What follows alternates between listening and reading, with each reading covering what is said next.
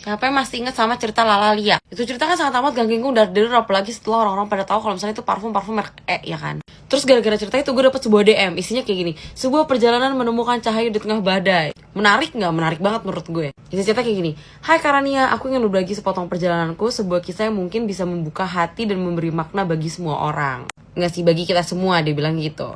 Aku lahir di tahun 2002, masa kecilku, terutama saat sekolah dasar, adalah babak yang begitu berat. Ingatanku terpaku pada hari ketika aku masih kelas 3 SD, dan adikku yang mungil masih TK. Saat mama pergi di depan mataku, mamanya pergi. Oh, nyokapnya meninggal guys. Innalillahi wa inna ilaihi raji'un, terus berduka cita yang manis. Rasanya bumi seperti runtuh, menyisakan kekosongan yang menganga. Sejak saat itu, di pundakku yang kecil terasa beban yang tidak seharusnya, kata dia gitu kan. Aku dan adikku yang masih sangat kecil harus belajar hidup tanpa sentuhan kasih sayang ibu yang utuh. Sesak napas gue bacanya. Di bawah atap kakek dan nenek, ditemani papi dan 2 ART, dia bilang gitu. Di tengah semua itu, rumah yang seharusnya menjadi tempat yang paling aman justru sering diwarnai pertengkaran kakek dan nenek, menciptakan suasana yang kadang terasa mencekik.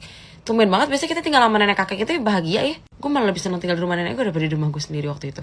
Lanjut ya, nih terus habis itu kata dia gini: menambah beban di hatiku yang kecil. Dan di luar sana, di bangku sekolah, aku juga harus menelan kepahitan karena perundungan. Kurang ajar emangnya anak sekolah sialan. Sejak kelas 4 SD, setiap hari terasa seperti medan perang, dengan kata-kata tajam seperti anak haram. Emang anak SD tuh setan ya mulutnya ya. Yang tak henti menusuk perasaanku, merobek kepercayaan diriku. Aku merasa begitu tertekan, sendirian, seringkali tenggelam dalam jurang depresi. Duh, gue tuh gak bisa nih kayak gini-gini nih. Tolong. Oke, lanjut, kita harus menguatkan diri kita sendiri, oke? Memasuki masa SMP, bayangan perundungan itu seolah tak mau pergi. Terus mengikutiku hingga kelas 2. Aduh, lama banget lagi. Meskipun ada beberapa kilasan bahagia, terutama di kelas 3 SMP, saat aku menemukan sedikit kedamaian, sebagian besar waktuku diwarnai rasa kosong dan hampa yang tak terlukiskan, kata dia gitu.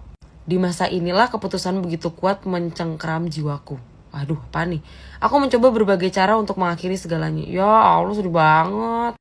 Berharap rasa sakit ini berhenti dengan mencekik diri. Aduh, menggunakan yang stapler dan entah apalagi yang bisa aku jangkau. Namun setiap kali dia bilang nih, setiap kali dia mau ngelakuin itu, kayak dia tuh selalu ada kekuatan tak kasat mata tuh yang menahan dia sambil ngebisikin suara lembut gitu, belum waktunya.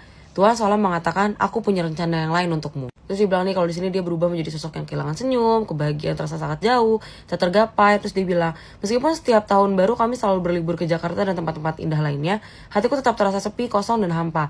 Seolah ada lubang besar di sana yang tak bisa terisi. Aduh, gue paling gak bisa nih ketemu sama anak-anak yang begini nih, sedih anjing. Masa SMA itu adalah lembaran yang paling pengen aku hapus dari buku hidupku. Di sana aku mulai berkelana dengan media sosial.